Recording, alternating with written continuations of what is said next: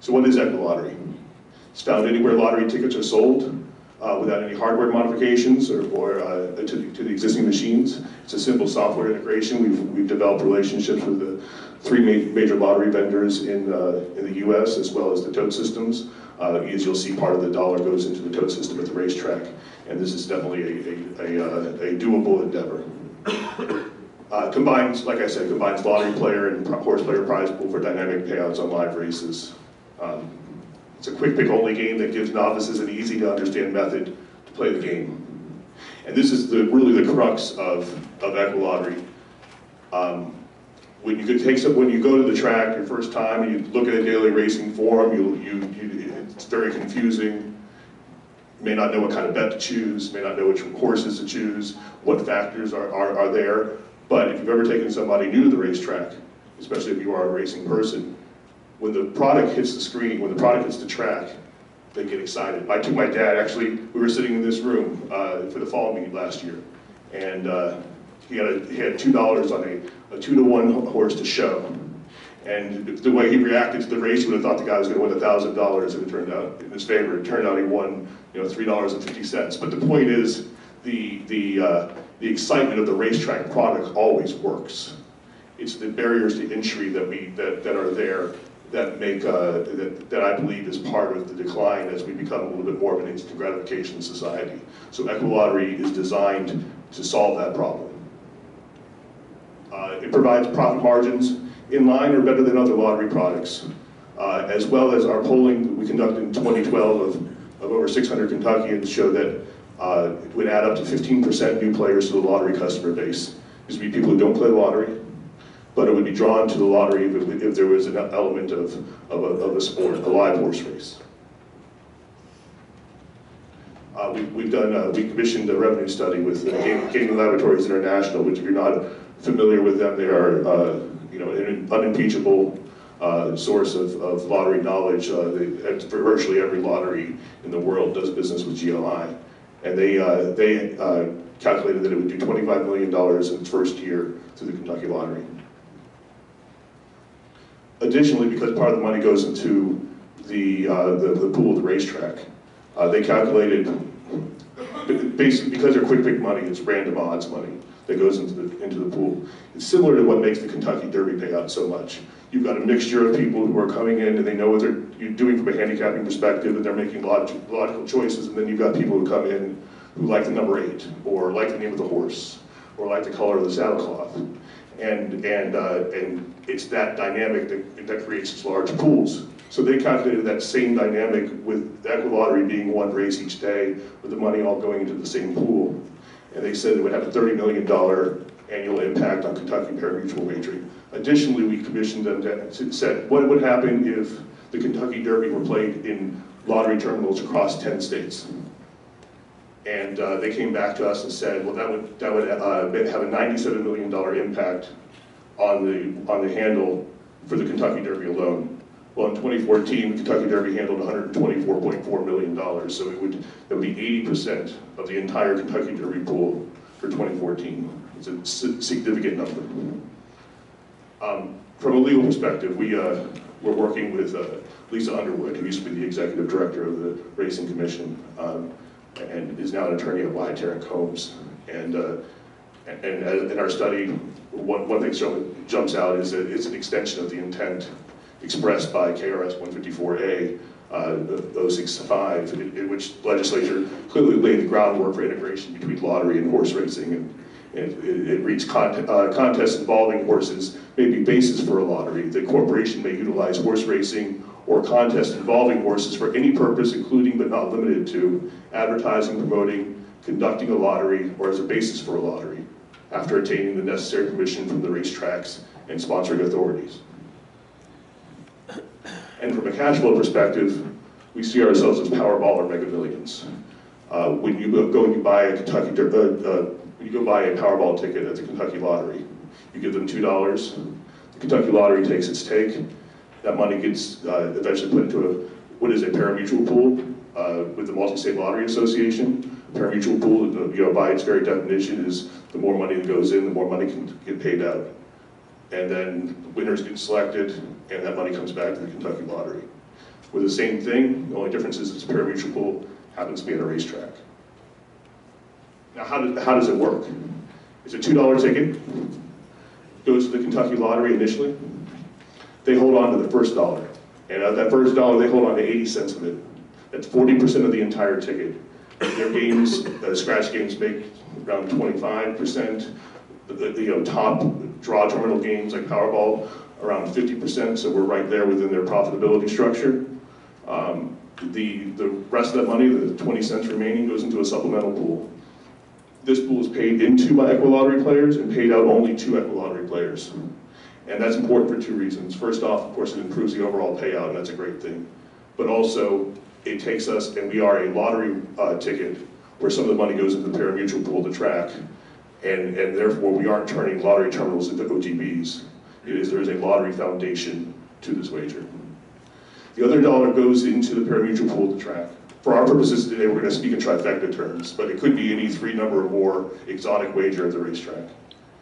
That dollar goes in, the track sees as a $1 better.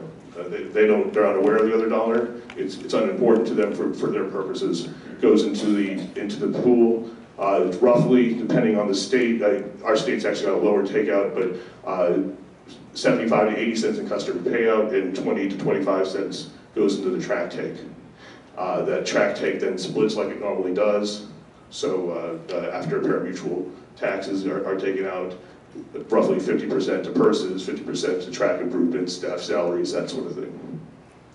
So just for an example, let's say we're going to say that the trifecta paid $400 today, and the supplemental pool has $1,000 in it, and 10 Equilottery players win that day. But these aren't based on any projections, just simple math. The lottery player the winning lottery player would win the $400 out of the trifecta pool, and then they would win their share of the $1,000 divided by 10, or $100, for a total of $500, and that would be their win for the day. So why does Equilottery work? From a lottery player perspective, the horse player money that they're commingling with is bonus seed pool money that they don't play with normally. It's a very same concept as playing in a seeded pool. It's similar to even, say, in the racing industry, that sometimes a racetrack will seed a pick six pool with extra money so that it encourages additional wagering and actually improves overall takeout. Also, obviously, adds a fresh new excitement to the lottery experience. Invariably, watching horses run down a track is a lot more interesting than, say, a lottery ball going down a chute or even scratching a scratch-off ticket. So there's an excitement to this game that doesn't exist necessarily with other lottery offerings. From the horse player perspective, the lottery pool is a random odds pool influence, which creates that Kentucky Derby effect that I talked about earlier. So horse players are going to be very drawn to this pool and be very excited about playing into it. And part of our job as a company is to educate the horse player that the Equilottery race of the day is the 10th race at Churchill Downs, and that it's that's a race that you should play into. Now, of course, why Equilottery? From the Kentucky Lottery perspective, of course, everybody at the table needs to have a reason to engage in a new product, and we feel like we have a very compelling case. That same study I discussed with the 15% new players, which is in the second bullet here, also says that 76% of existing lottery players would be drawn to a game like this. So this is a new lottery offering that draws new players. It also appeals to existing lottery players. Additionally, it's a proven international model. There are two European examples of live horse racing tied to lottery distribution. Sweden, the V75, which is essentially a pick 7, is really a straight pari-mutuel wager, which would be, we would find problematic here. And then France, the PMU system, which we do have a relationship with France Gallo, and they've said that of the 10 billion euros that get bet into French racing each year, 4 billion are due to Quinte, Tiercé, and Quarté, which are their 3 lottery-style wagers that are available in every convenience store, or virtually every convenience store in France. So the model of live horse racing connected to the lottery is a proven model, and it's been proven since 1956 when when France first started it. They actually credit the Quinte and those bets as the reason why French racing even survived, much less thrived. Also, because of that increase in interest in the game, we're going to be able to return more money to the good causes that the Kentucky Lottery supports, including grant scholarship programs, CAP, KTG, and KEYS.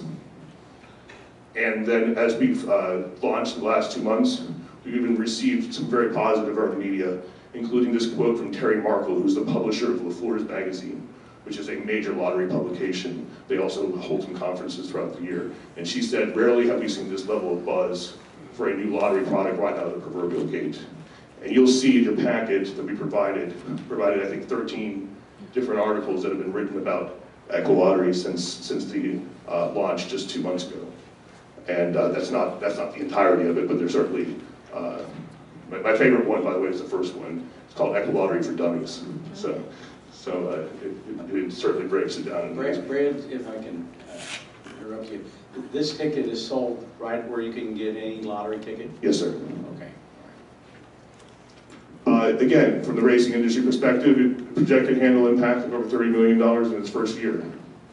Prime exposure, as you just alluded to, nearly 3,000 statewide lottery terminals that now would be able to bring horse racing to all those distribution points. We're now not talking about trying to help the industry survive, but now we're talking about a situation where the industry can thrive. And I like that word even better than survive. Also, increased viewership of Kentucky racing. One part of our business plan is to include a website on the ticket that says where you can go to watch the race. And we handle getting the video implementation on those websites with the contracting with a group like Roberts Communications, where we'd be able to actually drive traffic to people watching the race so they can see if their ticket won. Additionally, there would be other opportunities, perhaps nightly news sort of lottery drawing opportunities, as well as the Kentucky Lottery website and other avenues like that.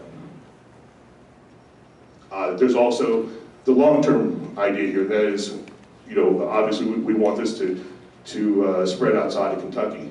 And now we're talking about multi-state implementation of marquee races like the Kentucky Derby and the Bluegrass Stakes. We talked about the economic impact of the Kentucky Derby. There would also be some of our other marquee races. And as Vince talked about, the 2015 Breeders' Cup. If this game could come online at that point, now we're able to engage all Kentuckians in the Breeders' Cup in a way that's very convenient and very easy to use. We've garnered a lot of support just in our first 2 months. You'll see on this slide a lot of the major stallion farms in Kentucky, the 5 major thoroughbred racetracks, the KTA, KTOB, and the HBPA, of course. And that number is growing. We're getting more and more support as I think they see the momentum continuing to build up.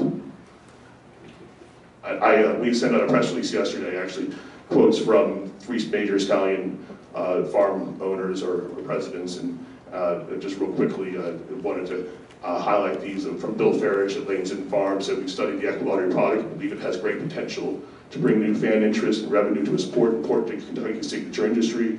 We look forward to seeing this game progress. John Secura at Hilldale Farms, what an innovative idea with huge potential. I hope the Kentucky Derby signs on with the Breeders' Cup to follow. We do too. And Duncan Taylor, who said this is an exciting new product that will introduce our sport to a new audience. The idea of having thousands of new outlets to engage the public in horse racing is something that we can all get behind.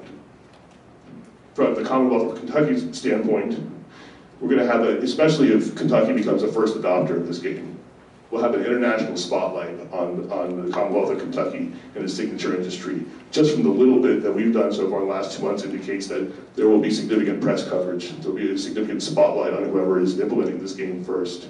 So having Kentucky out there leading the way, I think gives us that continues to connect us to the industry that is so a part of our DNA.